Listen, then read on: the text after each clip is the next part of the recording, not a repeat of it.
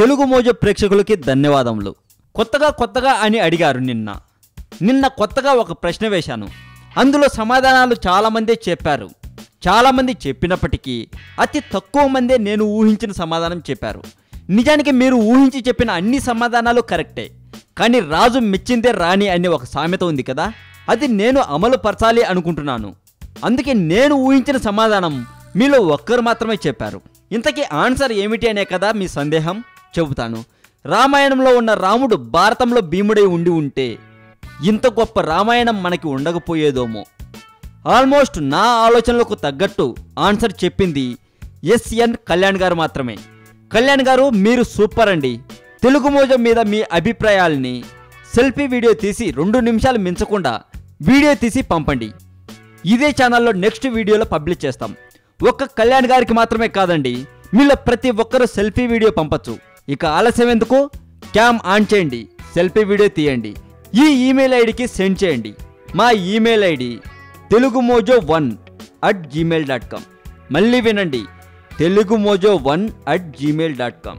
మళ్ళీ గుర్తుపెట్టుకోండి, తెలుగు మోజో చూస్తున్న ప్రతి ఒక్కరికి ఈ అవకాశం ఉంటుంది, అమ్మాయిలకి కూడా. కానీ ఒక్క నిమిషం 2 నిమిషాలకు మించి వీడియో ఉండకూడదు. ఇక మీరు పంపే సెల్ఫీ వీడియోని నెక్స్ట్ వీడియోగా పబ్లిష్ చేస్తాం. ఇక కాన్సెప్ట్లోకి వెళ్దాం. రుక్మిణీదేవి శ్రీకృష్ణుడికి ఉన్న భార్యలలో రుక్మిణీదేవి కూడా ఒకరు. అయితే రుక్మిణీదేవి లక్ష్మీదేవి అవతారమని హిందువులు నమ్ముతారు. అయితే రుక్మిణీదేవి కళ్యాణం గురించి ఇప్పుడు మనం తెలుసుకుందాం. అసలు రుక్మిణీదేవి శ్రీకృష్ణుడి మధ్య ప్రేమ వ్యవహారం ఎలా నడిచింది అనే కాన్సెప్ట్ తీసుకుంటే, విదర్భ దేశాన్ని భీష్మకుడు అనే రాజు పరిపాలిస్తుండేవాడు.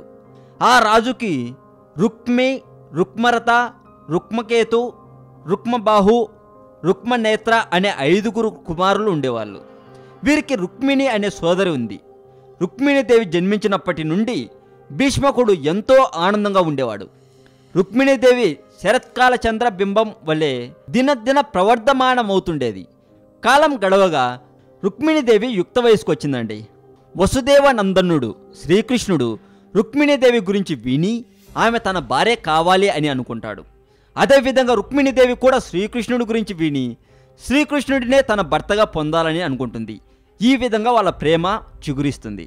రుక్మిణీదేవి పెద్దలు దీనికి అంగీకారం తెలిపి పెళ్లి దిశగా పనులు మొదలు పెడుతుండగా రుక్మి ఈ మాటలు విని తన సోదరి పెళ్లి శిశుపాలుడికిచ్చి చేయాలని తీర్మానిస్తాడు. మన తెలుగు సినిమాల్లో హీరోయిన్ అన్నలాగా రుక్మి ఆ వివాహానికి సుముహూర్తం కూడా పెట్టిస్తాడు, శిశుపాలుడితో తన చెల్లి పెళ్లి చేయాలని. ఈ విషయం తెలుసుకున్న రుక్మిణి చాలా చింతిస్తుంది. కొద్దిసేపు ఆలోచించి తన శ్రేయస్సు కోరే అగ్నిజోతనుడు అనే విప్రవరుడిని రప్పించి తన మనసు విప్పి విషయం చెప్పి ద్వారకపురమునకు వెళ్ళి శ్రీకృష్ణునకు తన అభీష్టము తెలిపి ముహూర్తమునకు ముందే ఇక్కడకు వచ్చి తనని చేపట్టమంటుంది. అగ్నిజోతనుడు హుటాహుటిన ద్వారకకు వెళ్ళి రుక్మిణీదేవి పలికిన పలుకులు శ్రీకృష్ణునకు విన్నవిస్తాడు. అంతేకాక శ్రీకృష్ణుడికి ఆ విప్రవరుడు రుక్మిణీదేవి ఏ విధంగా చేపట్టాలో ఆలోచనగా ఈ విధంగా చెబుతాడు. యదువంశ నందన రుక్మిణీదేవి వారి వంశములోని వారి ఆచారం ప్రకారం పెళ్లి కుమార్తె పాణిగ్రహణానికి ముందు నగరము పొలిమేర్లలో ఉన్న దేవాలయానికి గౌరీ పూజకు వస్తుంది. ఆ విషయములో యదువంశ నందన, నువ్వు ఆమెను తీసుకుని వెళ్ళవచ్చు, ఆమెతో పాటు ఎవరూ ఉండరు, కావున యుద్ధము జరిగే ప్రసక్తి కూడా ఉండదు అని అతను శ్రీకృష్ణుడికి చెబుతాడు. అందుకు శ్రీకృష్ణుడు కూడా అంగీకరిస్తాడు. వారిరువురు విదర్భ దేశము వైపు బయలుదేరతారు. అగ్నిజోతనుడు రుక్మిణి వద్దకు వెళ్ళి శ్రీకృష్ణుడితో జరిగిన సంభాషణ చెబుతాడు. శ్రీకృష్ణుడు ఆమెను సర్వలోకేశ్వరి దేవాలయంలో కలవనున్నట్లు కూడా చెబుతాడు. అనుకున్న ప్రకారం రుక్మిణీదేవి నగర పొలిమేరలలో ఉన్న సర్వలోకేశ్వరి ఆలయానికి వస్తుంది.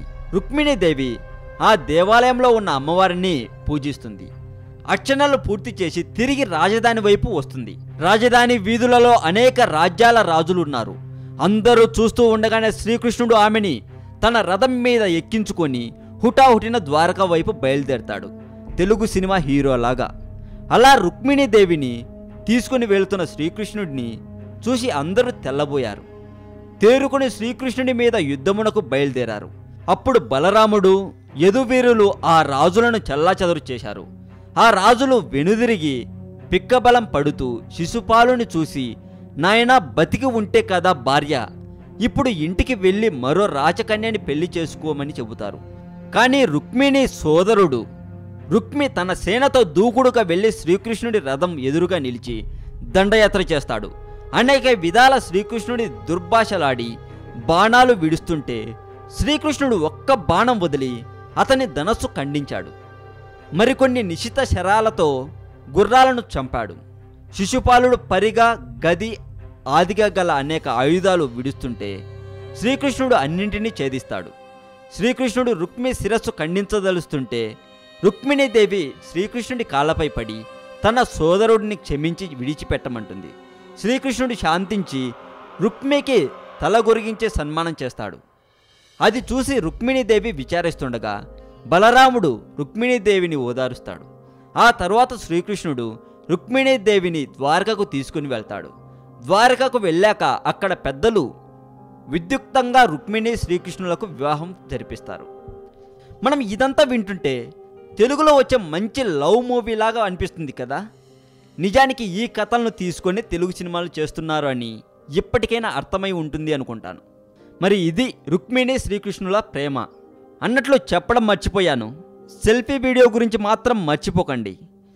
వీడియో 1-2 నిమిషాలకు మించి ఉండకూడదు. మీరు పంపే సెల్ఫీ వీడియో నెక్స్ట్ వీడియోలో పబ్లిష్ చేస్తాం. అంతవరకు చూస్తూనే ఉండండి Telugu Mojo channel. Mail ID మర్చిపోకండి, telugumojo1@gmail.com. మళ్ళీ గుర్తుపెట్టుకోండి, telugumojo1@gmail.com. ఇక ఈ వీడియో మీకు నచ్చితే లైక్ కొట్టండి, మీ ఫ్రెండ్స్కి ఫేస్బుక్ ద్వారా షేర్ చేయండి. మరింత ఇలాంటి సమాచారం తెలుసుకోవాలని మీకుంటే సబ్స్క్రైబ్ చేయండి తెలుగు మోజో ఛానల్.